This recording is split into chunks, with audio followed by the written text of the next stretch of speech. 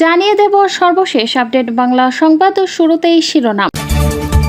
নির্বাচন কমিশনের সিনিয়র সচিব আখতার আহমেদ বলেছেন, ত্রয়োদশ জাতীয় সংসদ নির্বাচনে সংরক্ষিত নারী আসনের ভোটের তফসিল ৮ এপ্রিল ঘোষণা করা হবে এবং ভোট গ্রহণ হবে ১২ই মে। আজ নির্বাচন কমিশন ভবনের সভাকক্ষে ১১তম কমিশন সভা শেষে এসব কথা বলেন তিনি।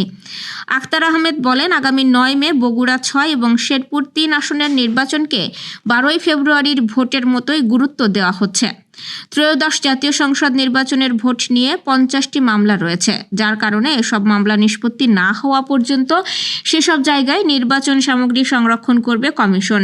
কথা জানিয়ে তিনি আরও বলেন, নির্বাচনের সামগ্রী সংরক্ষণ ১ বছর করা হবে। এবারের কমিশন সভায় মোট 5টি আলোচ্য সূচি রাখা হয়। এর মধ্যে ত্রয়োদশ জাতীয় সংসদের সংরক্ষিত নারী আসনের নির্বাচন এবং প্রাসঙ্গিক বিষয়াদি ছিল। সংসদে প্রতিনিধিত্বকারী দলগুলো তাদের প্রাপ্ত আসন সংখ্যা অনুসারে যাদের মনোনয়ন দেবে, মূলত তারাই নির্বাচিত হবেন। এরই মধ্যেই সংসদে প্রতিনিধিত্বকারী রাজনৈতিক দলগুলো তাদের দলীয় ও জোটের তালিকা ইসিতে জমা দিয়েছে। আইন অনুযায়ী সাধারণ আসনে নির্বাচনী ফলাফলের সরকারি গেজেট প্রকাশ হওয়ার পরবর্তী 90 দিনের মধ্যেই এই নির্বাচন সম্পন্ন করার বাধ্যবাধকতা রয়েছে।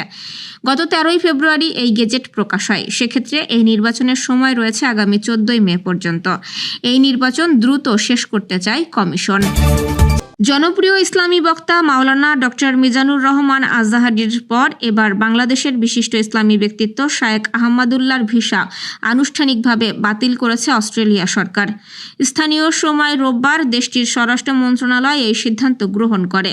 হিটলারের প্রশংসা, ইহুদি বিদ্বেষী ও উগ্রবাদী প্রচারণার অভিযোগে আজহারীকে দেশ ছাড়তে বাধ্য করার পরেই অস্ট্রেলিয়া সরকার শায়েখ আহমদুল্লাহর বিরুদ্ধে এই কঠোর ব্যবস্থা নিল। সিডনি ভিত্তিক সংবাদ মাধ্যম দ্য ডেইলি টেলিগ্রাফের প্রতিবেদনে এই তথ্য জানা গেছে। প্রতিবেদনে জানানো হয়েছে, শায়েখ আহমদুল্লাহ গত শনিবার সিডনিতে একটি পূর্ব নির্ধারিত অনুষ্ঠানে যোগ দেওয়ার কথা থাকলেও তার আগেই অস্ট্রেলিয়া ত্যাগ করেন তিনি।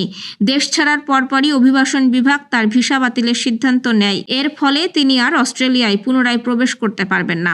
চলতি সপ্তাহের শুরুর দিকে তাকে দেশটিতে স্থায়ীভাবে নিষিদ্ধ করা হবে কিনা সে বিষয়েও চূড়ান্ত সিদ্ধান্ত নেবে দেশটির স্বরাষ্ট্র দপ্তর।